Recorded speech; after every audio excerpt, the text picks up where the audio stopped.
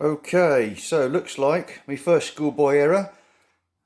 Couldn't pause the video. Well, I can. I'm now looking at the button I should have pressed, but I pressed stop. So this is now a separate video. So I don't know how I'm going to join the two together, but I'll figure that out later. So it's melted now, and it looks quite clear. There doesn't appear to be any lumps in there, which I was expecting there to be little bits and pieces of, you know, desiccated sort of coconut in there. But anyway, I'm going to filter it anyway, just to make sure that there's literally nothing in there. And what I'm going to do that is I'm going to pour it over this old handkerchief, which didn't cost me anything, came from clearance. Don't know why I kept it, but just as well I did.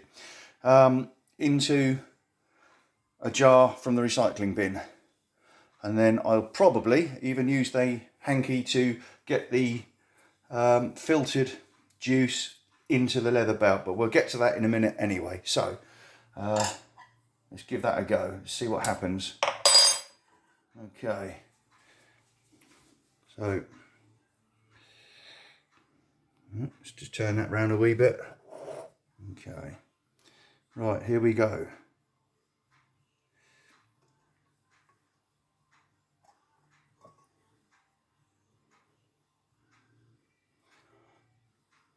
Yeah, it's filtering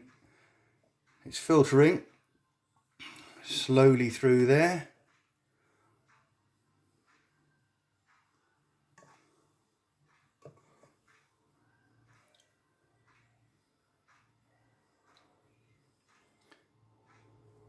Okay.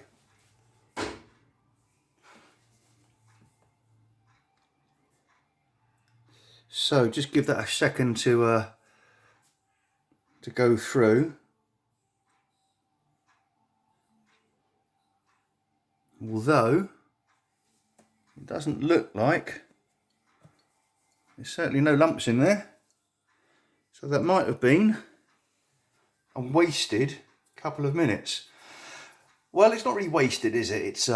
It's about learning.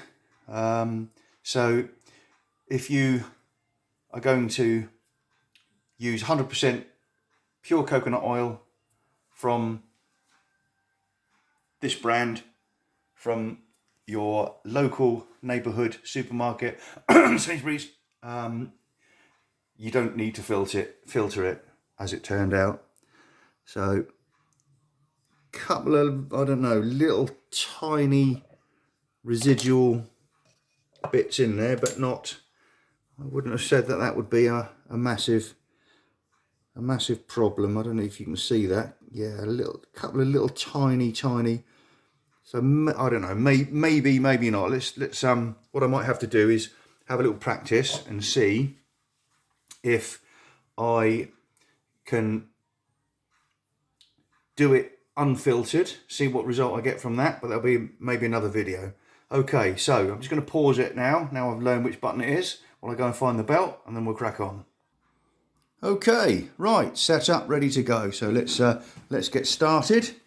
I'm going to do this side, the face side, just get stuck in with it. I did think about doing just the other side of the buckle part to start with, that bit under there, but then I thought, no, that'll just smear across the table, which I don't want to do. So yes, with the cloth that I just used to filter it, here it is, going straight on, so it's still warm. Okay, so that's starting to darken it up. Obviously it's still warm, so that's before, after, before, after. Okay, I'm going to put it on pause and just do the rest of the belt, and then I'll come back in a second, so don't go away. Okay, so that's pretty much it. One belt, darkened, a couple of shades, not quite as dark as the pouch that it's going to be going on. However, I'm quite happy with that. It didn't take very long, and £3.15 is the only cost. The belt didn't cost me anything, it came from clearance. The cloth didn't cost me anything. I suppose if we're going to be exact about it, heating up the coconut oil might have cost a very tiny negligible amount, but in future heating of things I'm going to use a different method. I'm going to use a petrol burner, which I'll do a video on that. And the reason I've got a petrol burner is because I get quite a lot of old fuel cans with fuel in them, which I can't really do much with. I don't really want to be putting it in vehicles, and I don't really want to be sending it to like down the drain or landfill or anything like that, or the council recycling sort of bins. They get a bit funny about flammables going down there sometimes. So I don't want to do that. I want to use it for something else and recycle it, but we'll get to that later. So the belt's done, all good. Hope you enjoyed that, and I'll see you on the next one.